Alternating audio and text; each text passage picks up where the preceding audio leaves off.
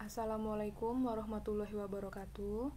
Hari ini saya akan menjelaskan tentang tugas 8, Media Pembelajaran Pendidikan Agama Islam dan Budi Pekerti, kelas 4 semester 1, pelajaran 5, Kisah Keteladanan Nabi Zulkifli alaihi wasallam. Mengidolakan Nabi dan Rasul. Pernahkah kamu mendengar kisah para Rasul? Mereka adalah orang-orang pilihan Allah Subhanahu wa Ta'ala untuk menerima wahyunya dan menyampaikannya kepada umat manusia. Dalam menjalankan tugasnya, mereka banyak menghadapi cobaan dan rintangan yang berat.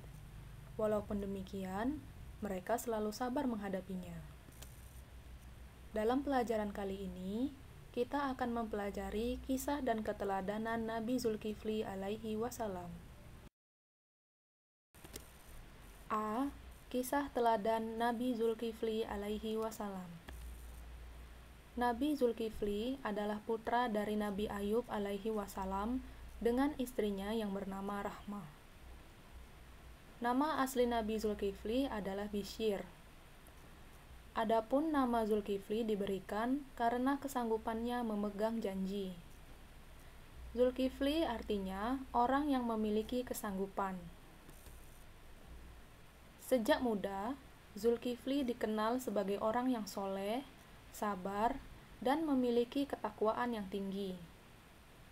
Setiap hari, waktunya dihabiskan untuk beribadah kepada Allah Subhanahu wa Ta'ala. Zulkifli selalu menghindari perbuatan dosa. Selain soleh, Zulkifli juga dikenal sebagai orang yang cerdas dan pemberani. Suatu ketika, Raja berkehendak mencari pengganti. Raja sudah tua dan ingin menyerahkan tahtanya. Dia pun mencari orang yang pantas menggantikannya menjadi raja.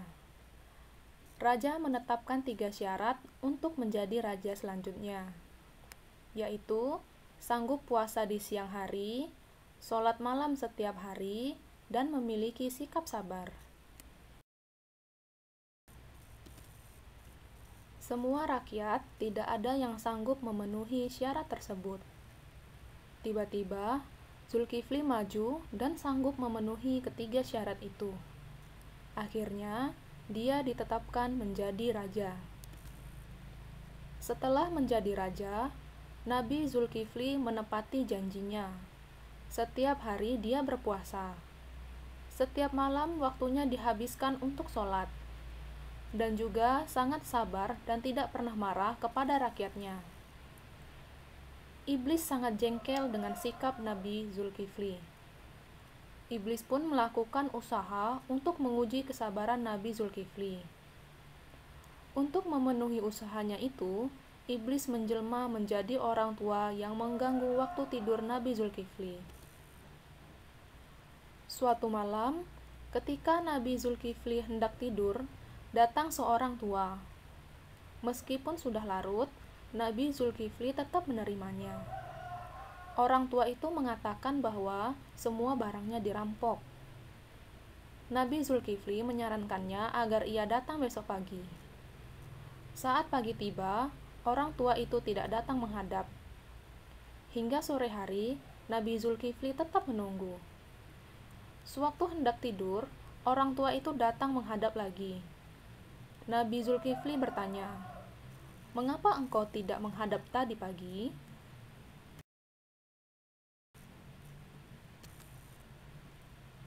Kesabaran Nabi Zulkifli juga dibuktikan ketika negaranya diserang.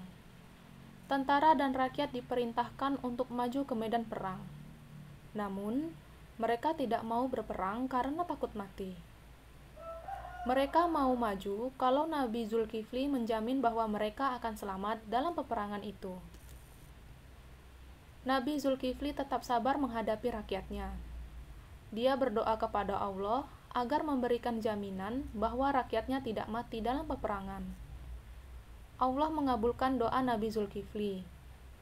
Semua tentara dan rakyat yang ikut berperang tidak ada yang mati. Musuh pun dapat dikalahkan. Beberapa hal yang dapat diteladani dari kisah Nabi Zulkifli. 1. Menepati janji. Dalam kehidupan sehari-hari, kita pun harus selalu menepati janji.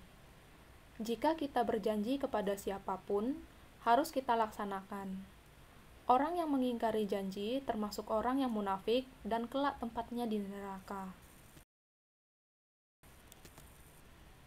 Janji kepada orang tua juga harus kita tepati. Kita berjanji untuk rajin belajar, serta patuh dan taat kepada orang tua. Semua itu harus kita laksanakan. Begitu juga ketika kita berjanji kepada teman, kita harus menepatinya. 2. Sabar dalam melaksanakan tugas.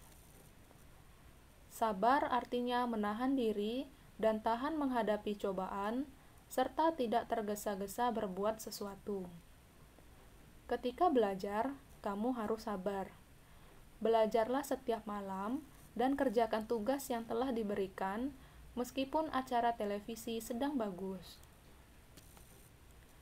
Kita juga harus sabar kepada teman. Ketika teman marah, tidak boleh ngambek. Harus bisa menahan diri dari kemarahan, dan selalu memaafkan kesalahan teman. Demikianlah penjelasan dari tugas 8. Terima kasih, semoga ilmunya bermanfaat. Amin.